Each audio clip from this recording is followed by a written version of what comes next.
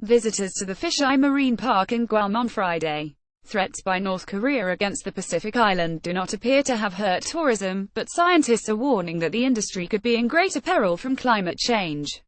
Nancy Borowick for the New York Times. Hong Kong, the island of Guam made rare headlines this week when North Korea, responding to blustery language from President Trump, threatened to fire 4 ballistic missiles into waters near the American territory's shores.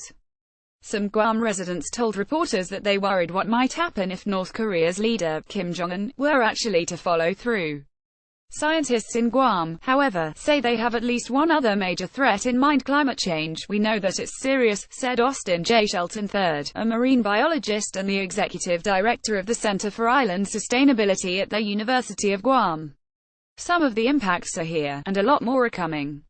Like other Pacific islands, Guam may be affected in the coming decades as climate change prompts shifts in weather, temperature and oceanic acidity, according to the Environmental Protection Agency.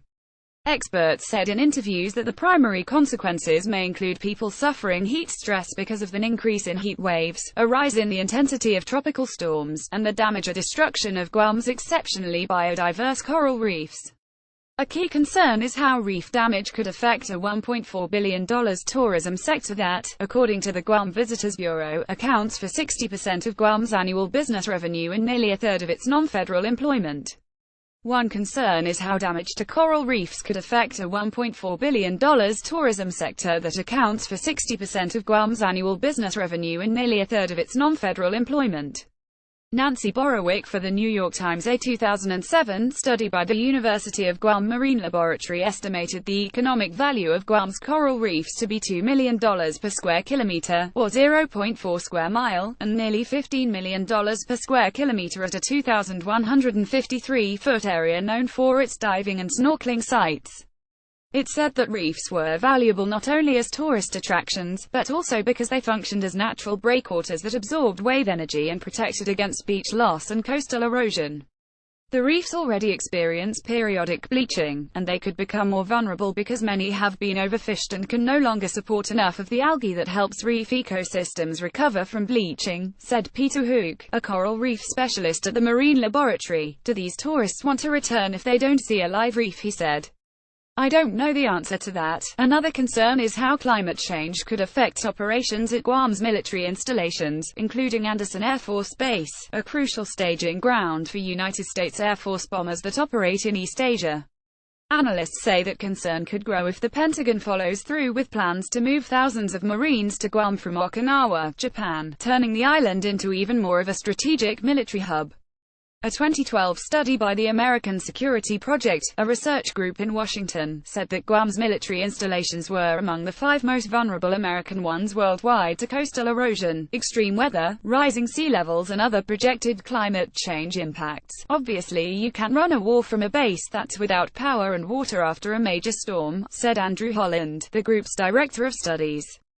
He noted that when the last super typhoon hit Guam, in 2002, gasoline tanks exploded and much of the island was without electricity for weeks. At the end of the 1,000-foot boardwalk at the Fisheye Marine Park is an observatory where many stop to take in the views over and under Petite Bay. Nancy Borowick for the New York Times. The Pentagon said in a 2014 report that climate change posed an immediate threat to national security. And in June, the House Armed Services Committee passed an amendment to the 2018 National Defense Authorization Act that would require the Secretary of Defense to submit a report on how climate change could affect American military installations and combat requirements over the next 20 years. There are a number of climate adaptation studies underway in Guam, both civilian and military, said Victoria Keener, a research fellow at the East-West Center in Honolulu who works on applied hydrology and climatology projects in the Pacific Islands. The adaptation work includes research, overseen by a local climate change task force, on coastal infrastructure in tourist areas. Queener said, as well as a Pentagon-financed study to explore how climate change may affect the island's freshwater resources. Dr. Keener said that, because Guam is not particularly low-lying, it probably would be less vulnerable to the effects of rising sea levels than an island such as Kwajalein Atoll, in the Marshall Islands, where the defense contractor Lockheed Martin is building a $915 million radar system for the United States Air Force.